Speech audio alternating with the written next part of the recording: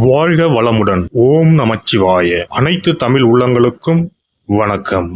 அனைவருக்கும் இனிய புத்தாண்டு வாழ்த்துக்கள்.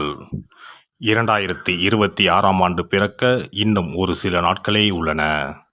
ஒரு வருடம் என்பது சாதாரண விஷயம் கிடையாது.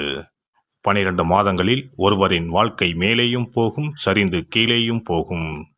12 மாதங்களில் ஒருவரின் வாழ்க்கை தலைகீழாக கூட மாறும்.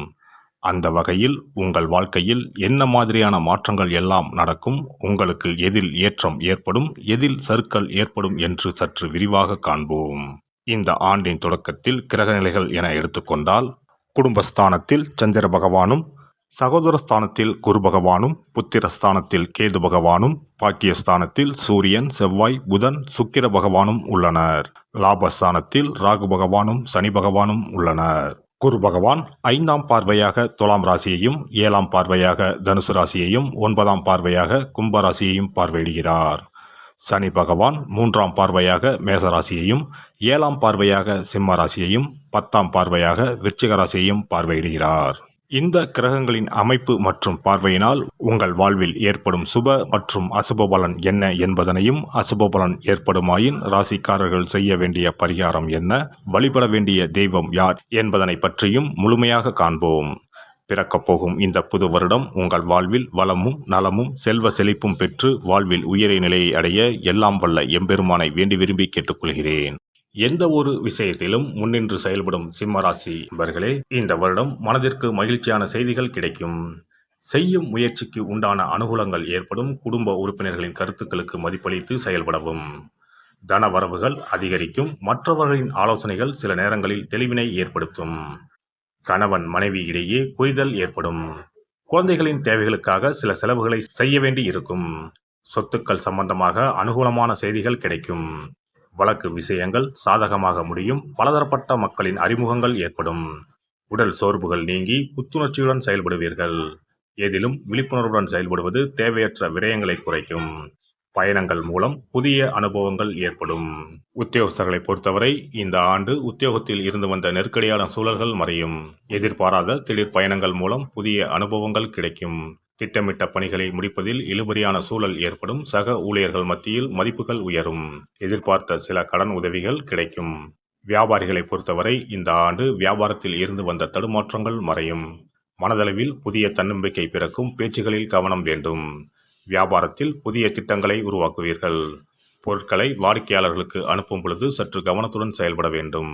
பெண்களை பொறுத்தவரை வெளிநபர்களின் கருத்துக்களால் சில நேரங்களில் மனசஞ்சலங்கள் உருவாகும். குழந்தைகளிடத்தில் விட்டு கொடுத்து செயல்படவும். பூர்வீக சொத்துக்களால் சில விரயங்கள் உண்டாகும். விலை உயர்ந்த பொருட்களின் சேர்க்கை குறித்த எண்ணங்கள் அதிகரிக்கும். அரசியல்வாதிகளை பொறுத்தவரை இந்த ஆண்டு தேவையற்ற அலைச்சல்கள் அதிகரிக்கும். உடன் இருப்பவர்களின் எண்ணங்களை புரிந்து செயல்படுவது நல்லது. மற்றவர்களின் தேவைகளை அறிந்து செயல்படுவீர்கள். விலகிச் சென்றவர்களை சந்திப்பதற்கான சூழல்கள் உருவாகும். தனிப்பட்ட விஷயங்களை பகிர்வதை தவிர்ப்பது நன்மையை தரும். கலைஞர்களை பொறுத்தவரை எதிர்பாராத சில அலைச்சல்கள் உருவாகும். வரவுக்கேற்ப செலவுகளும் ஏற்படும். இருப்பிட மாற்றம் குறித்த எண்ணங்கள் மனதளவில் அதிகரிக்கும். விமர்சன கருத்துக்கள் அவ்வப்போது தோன்றி மறையும். சக கலைஞர்களிடத்தில் விவேகத்தை கையாள்வது நன்மையை தரும். மாணவர்களை பொறுத்தவரை இந்த ஆண்டு கல்வியில் இருந்து வந்த ஆர்வமின்மை குறையும். மனதில் புதிய தேடல்கள் பிறக்கும். விளையாட்டுகளில் திறமைகளை வெளிப்படுத்துவீர்கள். நண்பர்களிடத்தில் ஆடம்பரமான பேச்சுக்களை தவிர்க்கவும். உடல் ஆரோக்கிய பிரச்சனைகள் குறையும். மனதளவில் புதிய நம்பிக்கை பிறக்கும். இந்த வருட கிரக அமைப்புகள் அடிப்படையில் சிம்மராசி அன்பர்களுக்கு மனதளவில் இருந்து வந்த கவலைகள் விலகும். எதிர்பாராத சில பணவரவுகள் உருவாகும். குலதெய்வத்திற்கு தீபம் ஏற்றி வழிபட மனதளவில் இருந்து வந்த சஞ்சலங்கள் நீங்கி செல்வமும் மகிழ்ச்சியும் பெருகும். சிறப்பு தொகுப்பு.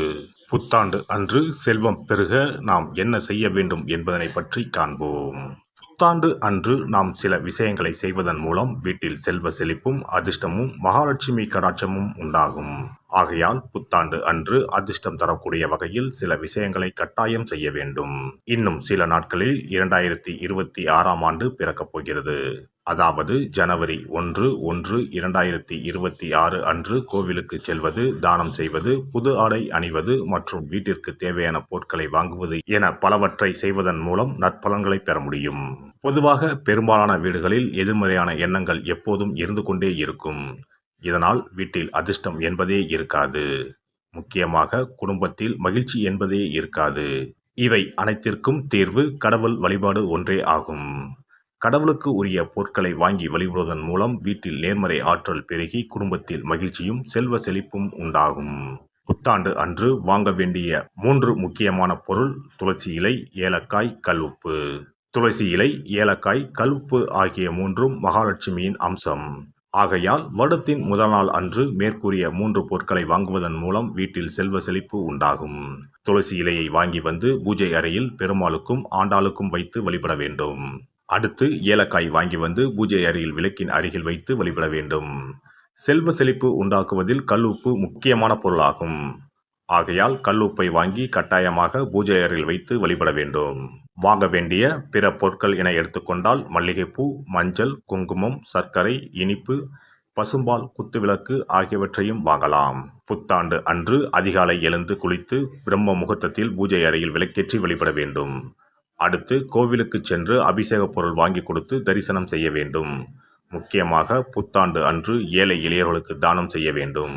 மேலும் அறுசுவை உணவுகளை சமைத்து கடவுளுக்கு படையலிட்டு வழிபடுவது நல்லது. புத்தாண்டு அன்று பிறருக்கு கடன் தரக்கூடாது. நல்ல நாட்கள் மற்றும் விசேஷ நாட்களில் பிறருக்கு கடன் கொடுப்பதன் மூலம் வீட்டில் அதிர்ஷ்டம் குறையும். ஆகையால் சுப நாட்களில் பிறருக்கு கடன் அளிப்பதை முற்றிலும் தவிர்த்து விடுங்கள். புத்தாண்டில் நமக்கு நன்மைகள் அதிகம் நடைபெற வேண்டும். 2025ஆம் ஆண்டில் சந்தித்த பிரச்சனைகள், துன்பங்கள், போராட்டங்கள், கஷ்டங்கள் ஆகியவற்றில் இருந்து விடுபட வேண்டும் என்பதே அனைவரின் விருப்பம். புத்தாண்டு பிறப்பதற்கு முன் எந்தெந்த பொருட்களை நம்முடைய வீட்டில் இருந்து அகற்ற வேண்டும், இவற்றை வீட்டில் வைத்திருப்பதால் என்னென்ன பாதிப்புகள் ஏற்படும் என்பதையும், இவற்றை அகற்றுவதால் புத்தாண்டில் என்னென்ன நன்மைகளை பெற முடியும் என்பதை பற்றியும் தெரிந்து கொள்வோம். வீட்டில் இருந்து உடைந்த அல்லது சேதமடைந்த பொருட்களை அகற்றுவதால் அதிர்ஷ்டங்கள் ஏற்படுவதில் இருந்து விடுபடலாம். இவைகள் எதிர்மறை ஆற்றல்களை எளிதில் ஈர்க்கக்கூடியவையாகும். உடைந்த பொருட்கள், பழுதான சாதனங்கள், விரிசல் விழுந்த கண்ணாடி, உடைந்த நாற்காலி ஆகியவற்றை வீட்டில் இருந்து அப்புறப்படுத்திவிட்டு புதியவற்றை வாங்கலாம். நல்ல நிலையில் இருக்கும் பொருட்களாக மாற்றுவதால் வளர்ச்சி, நேர்மறை ஆற்றல்கள் ஏற்படும். பழைய துணிகள், புத்தகங்கள், பாத்திரங்கள் ஆகியவற்றை வீட்டில் இருந்து வெளியேற்றி விடலாம். வேறு யாருக்காவது தானமாகவும் அல்லது மறுசுழற்சி முறையில் பயன்படுத்தக்கூடியதாகவும் மாற்றி அமைக்கலாம். இதனால் நேர்மறையான விஷயங்கள் எப்போதும் வீட்டில் நடந்து கொண்டே இருக்கும். தேங்கிய நீர், காய்ந்த பூக்கள் ஆகியவற்றை வீட்டில் இருந்து தூக்கி எறிவதால் எதிர்மறை ஆற்றல்கள் வீட்டில் பரவுவதை தடுக்கலாம். புதிதாக இருக்கும் மலர்கள், புதிய தண்ணீர் ஆகியவற்றால் வீட்டில் எப்போதும் புத்துணர்ச்சி நிறைந்திருக்கும், மகிழ்ச்சி மலரும். காலாவதியான உணவுப் பொருட்கள், மருந்துகள், அழகு சாதன பொருட்களை வீட்டில் வைத்திருப்பதால் வீட்டில் தேக்க நிலை, எதிர்மறையான சூழல் இருந்து கொண்டே இருக்கும். இதனால் வீட்டில் அடிக்கடி நோய்களும் வந்து கொண்டே இருக்கும். ஆரோக்கியமான சூழலை வீட்டில் உருவாக்கவும், புதிய வாய்ப்புகள், நல்ல விஷயங்கள் தேடி வருவதற்கும் காலாவதியான பொருட்களை அகற்றிவிட்டு சுத்தமான காற்று, ஆற்றல் வந்து செல்லும் வகையில் வீட்டை காற்றோட்டம் உள்ளதாக வைத்திருக்க வேண்டும்.